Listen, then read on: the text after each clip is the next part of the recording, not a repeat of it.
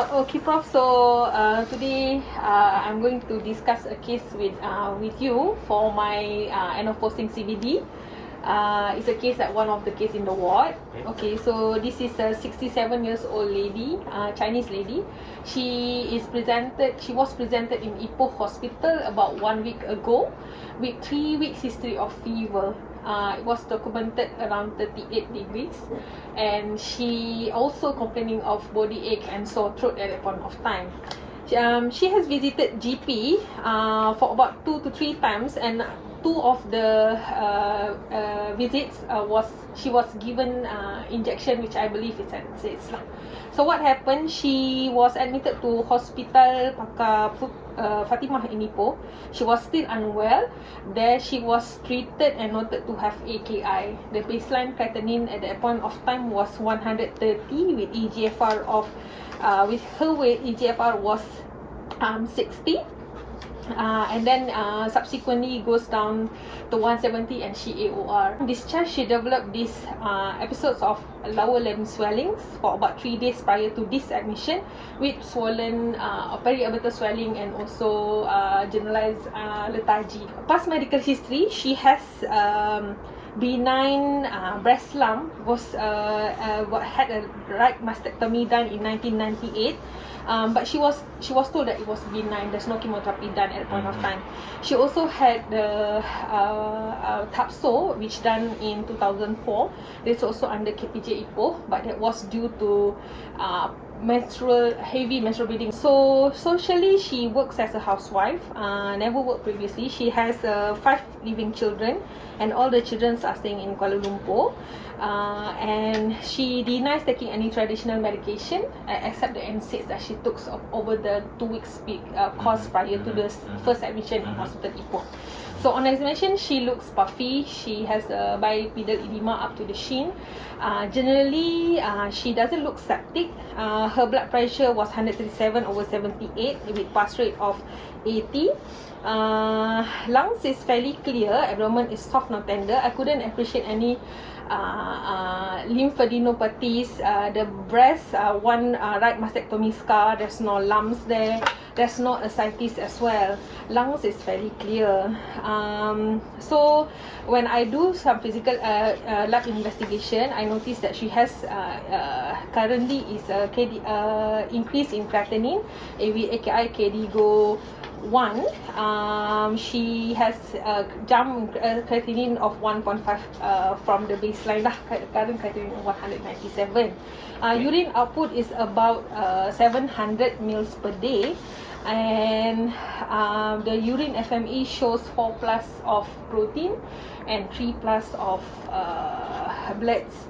And we noticed that the urine PCI recently taken from our hospital is 13 grams. Impression that this patient might have some number one, could this be AKI secondary to the NSAIDs that she's been using for the past 2 weeks, or could this be some acute interstitial nephritis because of the NSAIDs as well, or whether this is a primary or secondary membranous, could possibly due to multiple surgical history that she has before.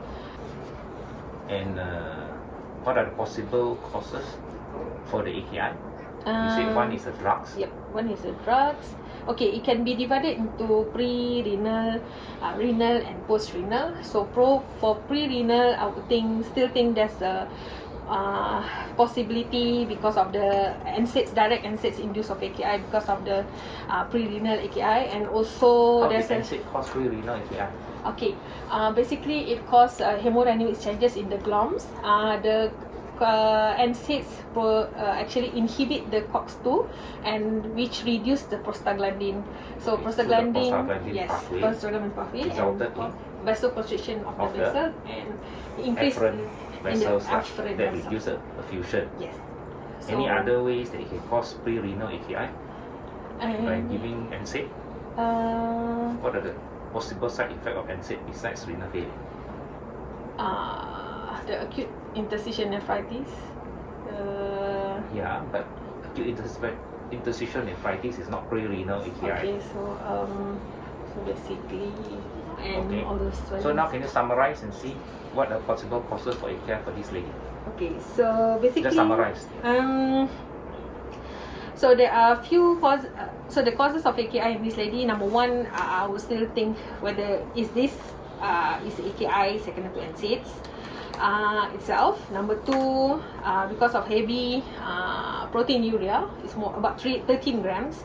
So whether this patient has other proliferative GN based on hematuria and also proteinuria on urea FME as well, and then rapid rising of the creatinine for the past 10 to 14 days. Okay.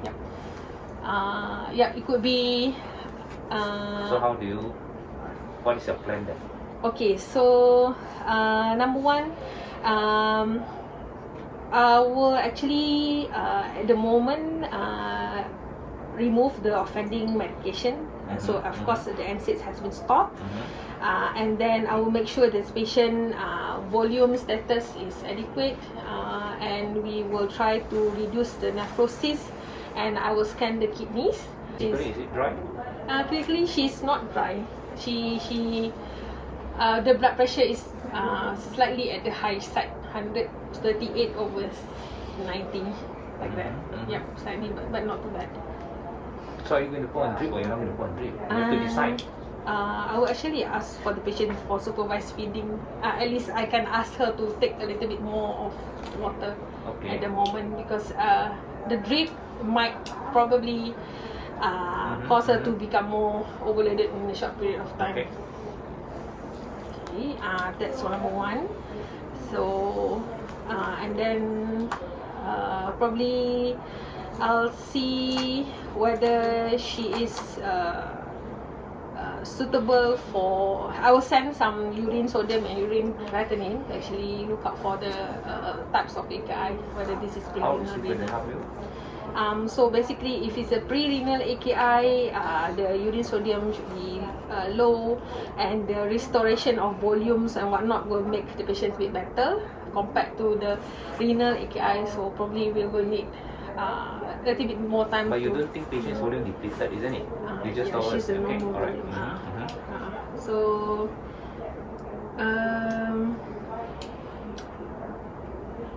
anything else you want to do over the next couple of days? so I will monitor the renal function. Affect your decision making? Yes. So if the renal function worsening in the next 2 days, perhaps she will need Why should it deteriorate? If it's deteriorate, what does it mean? if it deteriorate, it will mean that whether this patient has a truly glomerular disease. It might be. It might be. If it is due to NSAID and due to AIN, what do you expect?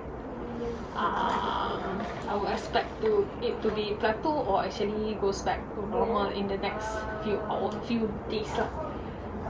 Because we're already off the offending medication for about a week now. Okay. So it came back, let's say 250 creatinine on Sunday. What does that mean?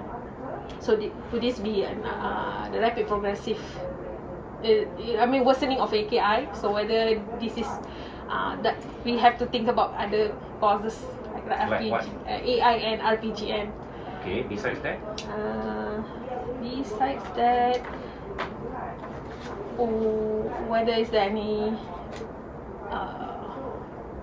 obstruction, infections? Anything can happen, but you are not very certain whether the volume is overload or underload. The way you present, isn't it? I think it's important to reassess it, because she's not been taking orally well for some time, and you're not putting on drip. So if the next few days she's still not taking orally, so what is possible? What are possibility? So likely she is under volume. It can be. You have to think of that. Yeah. Alright. Okay. Not necessarily straight away you have to jump that it must be RPG. Okay. So if she's not taking orally for the next 2 days, that's obviously you have to exclude the pre-renal as well because of reduced intake. Anything else? So if the volume is okay, creatinine is increasing, what do you plan to do?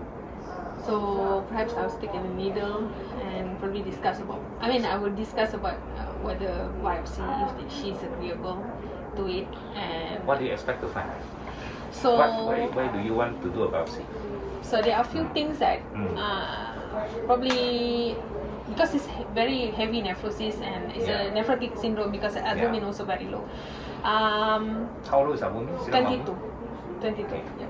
So could this be some other things like some NCAR disease or probably so proliferative GN lah, basically proliferative GN. One. Anything else?